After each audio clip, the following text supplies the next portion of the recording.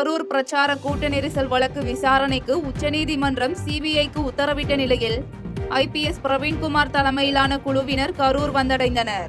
கரூர் வேலுச்சாமிபுரம் பகுதியில் கடந்த 27ஆம் தேதி தமிழக வெற்றி கழகத்தின் தலைவர் விஜய் தேர்தல் பிரச்சாரத்தின் போது கூட்ட நெரிசலில் சிக்கி 41 நபர்கள் உயிரிழந்தனர். இந்த வழக்கினை விசாரித்த உச்சநீதிமன்றம் கடந்த 13ஆம் தேதி சிபிஐ விசாரணைக்கு உத்தரவிட்டது. கரூர் வழக்கு விசாரணைக்கு உச்சநீதிமன்றம் உத்தரவிட்ட நிலையில் ஐபிஎஸ் அதிகாரி பிரவீன்குமார் தலைமையிலான குழு விசாரணை நடத்த கரூர் வந்துள்ளனர். கரூர் மாவட்ட ஆட்சியர் அலுவலகம் அருகில் அமைந்துள்ள பொதுப்பணித்துறைக்கு சொந்தமான சுற்றுலா மாளிகையில் சிபிஐ அதிகாரிகள் தங்கியுள்ள நிலையில் இன்றோ அல்லது நாளையோ விசாரணையை துவங்கலாம் என்று கூறப்படுகிறது. ராசிபுரம் அருகே சில்லிக்கடையில் ஏற்பட்ட தகராறில் 2 நபர்கள் மாறி மாறி கத்தியால் சரமாரியாக குத்திக் கொண்ட சம்பவம் பரபரப்பை ஏற்படுத்தியுள்ளது. நாமக்கல் மாவட்டம் ராசிபுரம் பகுதி புதிய பேருந்து நிலையம் அருகே சில்லிக்கடை நடத்தி வருபவர் துரைசாமி.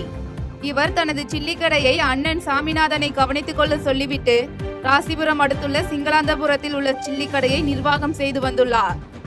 அப்போது அவரது கடைக்கு அடிக்கடி வந்து செல்லும் அதே பகுதியைச் சேர்ந்த லாரி ஓட்டுநர் கண்ணன் என்பவருடன் நட்பு ஏற்பட்டுள்ளது. இதனையடுத்து துரைசாமி தனது 2 சக்கர வாகனத்தை கண்ணனிடம் அடகு வைத்து அவரிடமிருந்து 25,000 ரூபாய் கடனாக பெற்றதாக கூறப்படுகிறது. பல மாதங்களாகியும் துரைசாமி வாங்கிய பணத்தை தராததால் கண்ணன் அடிக்கடி துரைசாமியின் சில்லி கடைக்கு சென்று சில்லியை சாப்பிட்டுவிட்டு பணம் தராமல் சென்றுள்ளார். இதனால் இருவருக்கும் இடையே வாக்குவாதம் ஏற்பட்டு வந்த நிலையில் நேற்று இரவு இருவரும் ராசிபுரம் புதிய பேருந்து நிலையம் அருகே உள்ள எம்ஜிஆர் சிலையின் அருகே ஒருவரை ஒருவர் தாக்கிக் கொண்டனர். இதை கண்ட அப்பகுதி மக்கள் இருவரையும் மீட்டு ஆம்புலன்ஸ் மூலம் மருத்துவமனையில் அனுமதித்தனர். இதனால் அப்பகுதியில் சிறிது நேரம் பரபரப்பு ஏற்பட்டது. தமிழக கடன் சுமையை குறைக்க நலிவடைந்த மக்களுக்கு மட்டுமே இலவசங்களை வழங்கும் திட்டங்களை செயல்படுத்த வேண்டும் என டிடிவி தினகரன் கருத்து தெரிவித்துள்ளார். காஞ்சிபுரம் தனியார் விடுதியில் அம்மா மக்கள் முன்னேற்ற கழக பொதுச் செயலாளர் டிடிவி தினகரன் செய்தியாளர்களை சந்தித்து பேட்டியளித்தார்.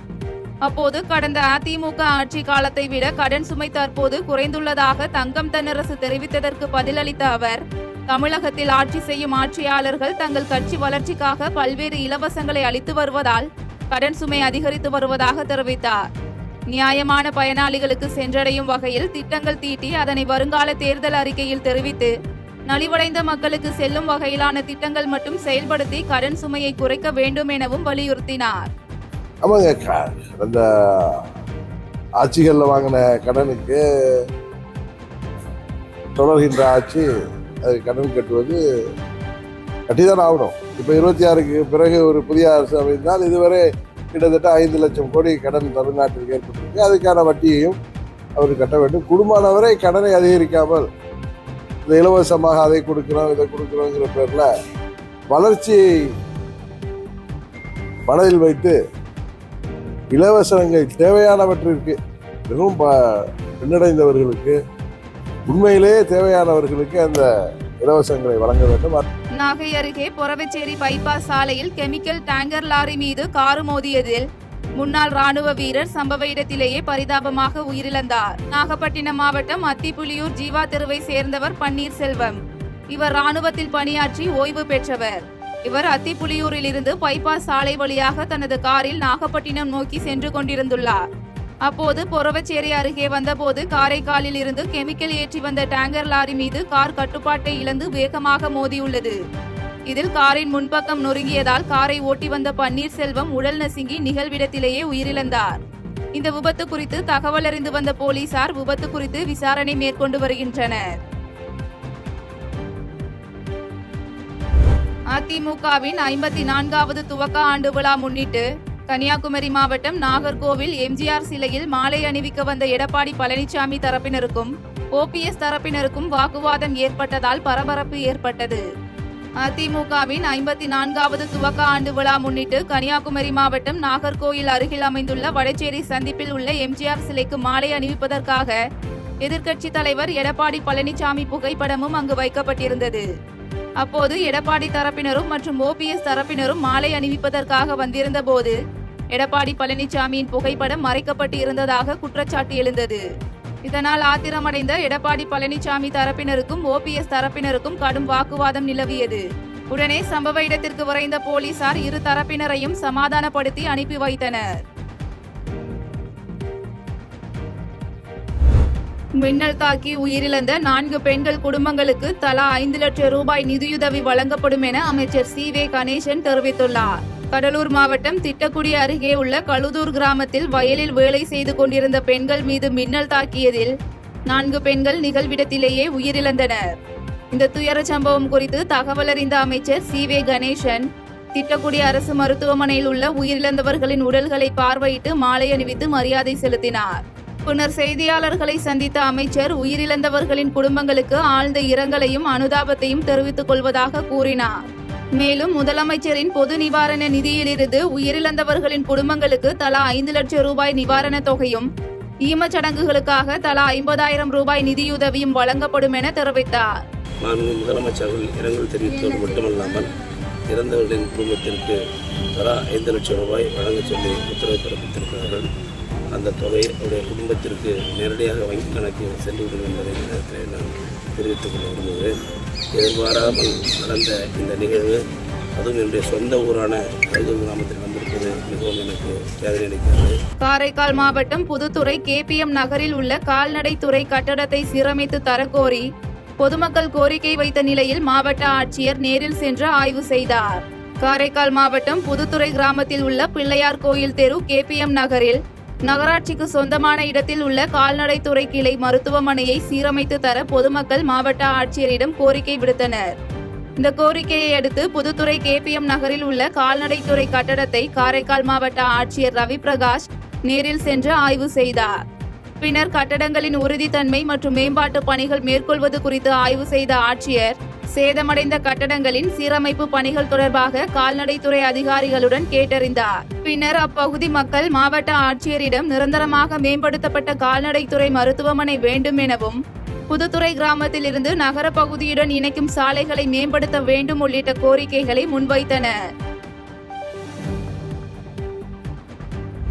திருச்செங்கோடு அருகே சிறுபான்மையினர் மக்கள் மயானமாக பயன்படுத்தி வந்த நிலத்தை முறைகேடாக கைப்பற்றி திமுக பிரமுகர் வேலி அமைத்திருப்பதாக அப்பகுதி மக்கள் குற்றம் சாட்டியுள்ளனர். நாமக்கல் மாவட்டம் திருச்செங்கோடு அடுத்த உஞ்சினை கிராமத்தில் குறிப்பிட்ட இடத்தில் அமைந்துள்ள 92 சென்ட் நிலத்தை 1965ஆம் ஆண்டு முதல் சிறுபான்மை இஸ்லாமிய மக்கள் மயானமாகவும் முன்னோர்களை வழிபடும் இடமாகவும் பயன்படுத்தி வருவதோடு அப்பகுதியில் வீடு கட்டியும் வாழ்ந்து வந்துள்ளனர். இந்த நிலையில் அப்பகுதியைச் சேர்ந்த திமுக பிரமுகர் ஜாகீர் மற்றும் சிறுபான்மை நலக்குழு உறுப்பினர் சுல்தான் ஆகியோர் இணைந்து முறைகேடாக ஆவணங்களை பெற்று இஸ்லாமியர் மக்கள் பயன்படுத்தி வந்த நிலத்தினை கைப்பற்றியுள்ளனர். மேலும் அந்த நிலங்களை ஸ்ரீதர் என்பவருக்கு விற்பனை செய்துள்ளனர். இதுகுறித்து அப்பகுதியில் வீடு கட்டி வாழ்ந்து வந்த பாபு உள்ளிட்ட சிலர் புகார் அளித்தும் காவல்துறையினர் முறையான நடவடிக்கை எடுக்கவில்லை என கூறப்படுகிறது. இந்த நிலையில் அப்பகுதியில் வீடு கட்டி வாழ்ந்து வந்த பாபு என்பவர் சம்பவத்தன்று வெளியூர் சென்றதை அடுத்து அவரது வீட்டை ஸ்ரீதர் மற்றும் ஜாகீர் தரப்பினர் இடித்து தரமட்டமாக்கி அந்த பகுதியில் முள்வேலியினை அமைத்துள்ளனர். இதனால் அதிர்ச்சியடைந்த பாபு காவல் நிலையத்தில் புகார் அளித்தும் முறையான ஆவணங்கள் ஜாகீர் தரப்பினரிடம் இருப்பதால் காவல்துறையினர் நடவடிக்கை எடுக்க திணறி வருகின்றனர். மேலும் திமுக பிரமுகரின் இந்த அராஜக போக்கை கண்டித்து 22ஆம் தேதி போராட்டம் நடத்த உள்ளதாகவும் மார்க்சிஸ்ட் கம்யூனிஸ்ட் கட்சியினர் தெரிவித்துள்ளனர். நிலத்தை அடையணுங்கிற நோக்கத்தோடு குடியிருப்பவர்களை வெளியேற்றி இதில் குடியிருக்கக்கூடிய மக்களுக்கு தெரியாமல் JCB இயந்திரங்களை வைத்து அராஜகமாக இரவோடு இரவாக இந்த வீடுகளை இடித்து தரமட்டம் செய்து அதே போல் இருக்கக்கூடிய மயானம் உள்ளிட்ட இடங்களை எல்லாம் மண்ணோடு மண்ணாக மாற்றி வேலி அமைத்திருக்கின்றார்கள். இத்தகைய அராஜக போக்கை கண்டித்து மார்க்சிஸ்ட் கம்யூனிஸ்ட் கட்சியின் சார்பில் வருகின்ற 22ஆம் தேதி அன்று இந்த உஞ்சனை கிராமத்தில் ஒரு மாபெரும் ஆர்ப்பாட்டமும் நீதி வேண்டும் என்று அறிவித்திருக்கின்றோம். நெல்லை மாவட்டம் கிருஷ்ணாபுரம் அருகே முன்விரோதம் காரணமாக ஒருவர் கொலை செய்யப்பட்ட சம்பவம் பரபரப்பை ஏற்படுத்தியுள்ளது. தூத்துக்குடி மாவட்டம் செய்துங்கநல்லூர் பகுதியைச் சேர்ந்தவர் அருண் செல்வன்.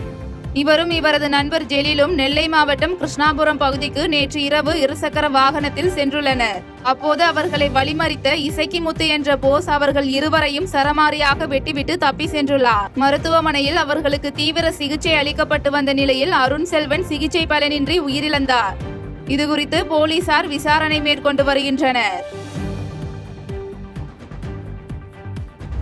மதுரையில் பள்ளி மாணவர்கள் மற்றும் முதியவர்களுக்கு புத்தாடைகள் மற்றும் பட்டாசுகளை வழங்கிய நகைச்சுவை நடிகர் மதுரை முத்து தீபாவளி வாழ்த்துக்களை தெரிவித்துள்ளார். மதுரை தனக்கன்குளம் பகுதியில் நகைச்சுவை நடிகர் மதுரை முத்து கொரோனா காலம் தொட்டு இந்த பகுதியில் வசிக்கக்கூடிய நடுத்தர மற்றும் வறுமை கோட்டிற்கு கீழ் உள்ளவர்களுக்கு பல்வேறு நலத்திட்ட உதவிகளை செய்து வருகிறார். இந்த நிலையில் தீபாவளி பண்டிகைக்கு இன்னும் ஒரு சில நாட்களே உள்ள நிலையில் இன்று தனது வீட்டின் அருகே தனது துணைவியார் மற்றும் மகளோடு இணைந்து தான் வசிக்கக்கூடிய பகுதியில் இருக்கக்கூடிய சுமார் 100 நபர்களுக்கு புத்தாடை மற்றும் பட்டாசுகள் உள்ளிட்டவைகளை வழங்கினார். இதனைத் தொடர்ந்து பேசிய மதுரை முத்து, தங்களால் முயன்ற அளவு தாங்கள் வசிக்கக்கூடிய பகுதிகளில் நலிந்த நிலையில் இருப்பவர்களுக்கும் ஆதரவற்ற நிலையில் இருப்பவர்களுக்கும் உதவிகள் செய்ய வேண்டும் என வேண்டுகோள் விடுத்து பேசினார். நம்ம பார்த்த மக்களை அவங்களையும் சந்தோஷப்படுத்தி தீபாவளியை கொண்டாட நல்ல சந்தோஷம். அதுக்காக சின்ன ஒரு ஏற்பாடு. இந்த தடவை குழந்தைகளுக்கு புத்தகங்கள்லாம் கொடுத்து அவங்களுக்கு ஒரு லைப்ரரி திறக்கணும்னு ஆசைப்பட்டோம்னா அது அடுத்து இருக்குது. புத்தகங்கள் கொடுத்து வெடி கொடுத்து அவங்க வெடித்து மகிழ்ச்சியாக இருக்கும்போது, நாங்கள் குழந்தையா இருக்கும்போதெல்லாம் வெடி கிடைக்கிறது ரொம்ப அரிது. கிராமத்தில் ரொம்ப கஷ்டப்படும். ஒரு வெடி கிடைச்சாலே பெரிய சந்தோஷம். அதை இன்னைக்கு அவங்களாம் வெடித்து மகிழன்னு ஒரு ஆசை. அதனால் பெரியவங்களுக்கு புத்தாடை கொடுத்து இந்த தீபாவளி எனக்கு தெரிஞ்சு ரொம்ப மகிழ்ச்சியாக கொண்டாடுற மாதிரி நான் நினைக்கிறேன். செய்திகளை உடனுக்குடன் தெரிந்து கொள்ள கீழ்கண்ட கேபிள் மற்றும் டிடிஹெச் நெட்வொர்க்குகளில் எம்நாடு செய்தி தொலைக்காட்சியை காணுங்கள். பாதகம் செய்பவரை கண்டால் நாம் பயம் கொள்ளலாகாது பாப்பா. மோதி மிதித்துவிடு பாப்பா, அவர் முகத்தில் உமிழ்ந்துவிடு பாப்பா. அண்மை செய்திகளை உடனுக்குடன் தெரிந்து கொள்ள இணைந்திருங்கள் எம்நாடு தொலைக்காட்சியுடன்.